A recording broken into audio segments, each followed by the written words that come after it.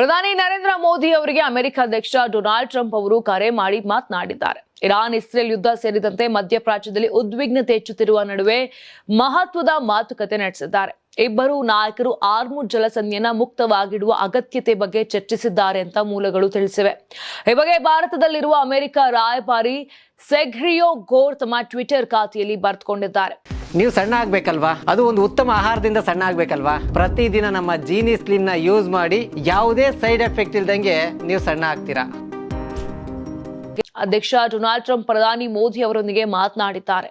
ಅವರು ಮಧ್ಯಪ್ರಾಚ್ಯದಲ್ಲಿ ನಡೆಯುತ್ತಿರುವ ಪರಿಸ್ಥಿತಿಯ ಬಗ್ಗೆ ಚರ್ಚಿಸಿದ್ರು. ಇದರಲ್ಲಿ ಆರ್ಮುಜ್ ಜಲಸಂಧಿಯನ್ನು ಮುಕ್ತವಾಗಿಡುವ ಮಹತ್ವವೂ ಸೇರಿದೆ ಅಂತ ಟ್ವೀಟ್ ಮಾಡಿದ್ದಾರೆ. ನಾವು ಹಲವು ಬಾರಿ ಹೇಳಿದಂತೆ ಅಮೆರಿಕ ಅಧ್ಯಕ್ಷ ಟ್ರಂಪ್ ನಿಜವಾಗಿಯೂ ಪ್ರಧಾನಿ ಮೋದಿ ಅವರನ್ನು ಉತ್ತಮ ಸ್ನೇಹಿತ ಎಂದು ಪರಿಗಣಿಸುತ್ತಾರೆ.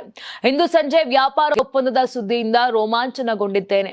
ಅಮೆರಿಕ ಮತ್ತು ಭಾರತದ ನಡುವಿನ ಸಂಬಂಧವು ಅಪರಿಮಿತ ಸಾಮರ್ಥ್ಯವನ್ನು ಹೊಂದಿದೆ ಅಂತ ಸೆರ್ಗಿಯೋ ಗೋರ್ ಅಭಿಪ್ರಾಯ ವ್ಯಕ್ತಪಡಿಸಿದ್ದಾರೆ. ಇನ್ನು ಅಧ್ಯಕ್ಷ ಟ್ರಂಪ್ ಅವರಿಂದ ಕರೆ ಸ್ವೀಕರಿಸಿ ಪಶ್ಚಿಮ ಏಷ್ಯಾದ ಪರಿಸ್ಥಿತಿಯ ಕುರಿತು ಉಪಯುಕ್ತ ಅಭಿಪ್ರಾಯ ವಿನಿಮಯ ಮಾಡಿಕೊಂಡೆವು ಅಂತ ಮೋದಿ ಟ್ವೀಟ್ ಮಾಡಿದ್ದಾರೆ. ಭಾರತವು ಉದ್ವಿಗ್ನತೆಯನ್ನ ಕಡಿಮೆ ಮಾಡಲು ಮತ್ತು ಶಾಂತಿಯನ್ನು ಪುನಃಸ್ಥಾಪಿಸಲು ಸಾಧ್ಯವಾದಷ್ಟು ಬೇಗ ಬೆಂಬಲಿಸುತ್ತದೆ. ಆರ್ಮುಜ್ ಜಲಸಂಧಿಯು ಮುಕ್ತ, ಸುರಕ್ಷಿತ ಮತ್ತು ಪ್ರವೇಶಿಸಬಹುದಾದ ಸ್ಥಳವಾಗಿರುವುದನ್ನು ಖಚಿತಪಡಿಸಿಕೊಳ್ಳುವುದು ಇಡೀ ಜಗತ್ತಿಗೆ ಅತ್ಯಗತ್ಯ. ಶಾಂತಿ ಮತ್ತು ಸ್ಥಿರತೆಯತ್ತ ಪ್ರಯತ್ನಗಳ ಕುರಿತು ಸಂಪರ್ಕದಲ್ಲಿರಲು ನಾವು ಒಪ್ಪಿಕೊಂಡೆವು ಅಂತ ಮೋದಿ ಹೇಳಿದ್ದಾರೆ.